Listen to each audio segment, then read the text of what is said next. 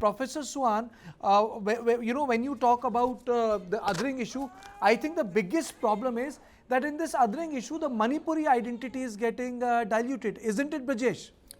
Well, yes, I think, the identity of Manipur is being diluted, and the biggest problem is that, whenever you want to understand what is going on, see, the reality of Manipur, which is unfolding on the streets, is far, far more complex, and the divide is so deep.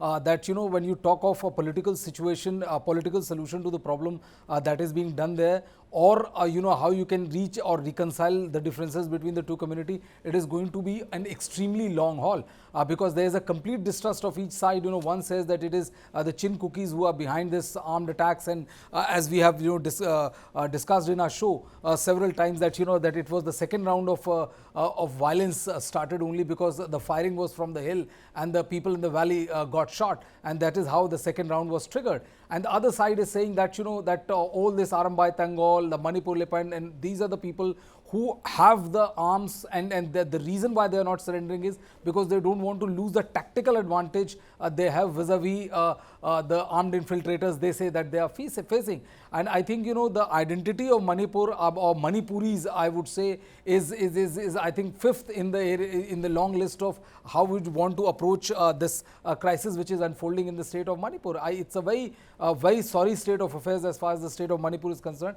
and I think a very honest attempt has to be made, an honest political attempt has to be made to reconcile the differences, because if one side feels that the administration belongs to the other community, and the only thing which that administration is doing... If Chief Minister is changed, can something work out? I don't know whether it requires the change of Chief Minister or not, but what I know for sure is that whosoever is at the helm of affairs has to convey this feeling that he is for both tribes and not completely being seen as siding with the other. Hijang, that is what Biren Singh needs to do?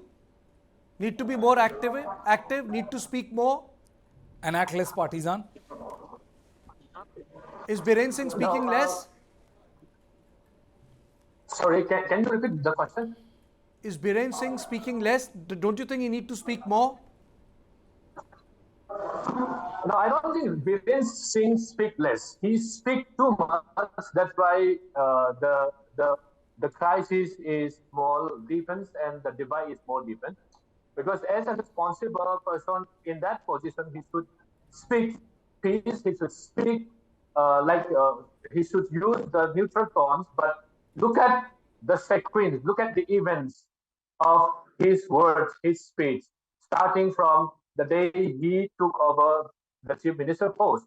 There is lots of evidence, lots of proof that he is very communal. And then even at this point of time, we do expect him to be the one who should speak peace, who should use a tone that is acceptable to everyone, but he's still in the same position before the unfolding of this crisis.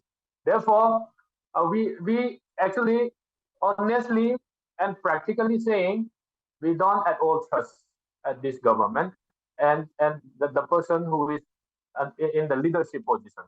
So I would request every citizen, especially from the state, to refrain from spreading lies and spreading fake news. And that should start from the government. And I should also request that's a very nice thing to say. Hijangji, that's a very nice thing to say. I should also request the government, the state government, to use the state forces equally for the protection of every citizen, not only for one particular community. Look at lots of evidence where the state forces, the armory, the vehicles, which are used for breaking through the defense line of the volunteers, and then followed by burning down of villages. So, seeing all these things, how do you expect the other community to trust on this government and the people?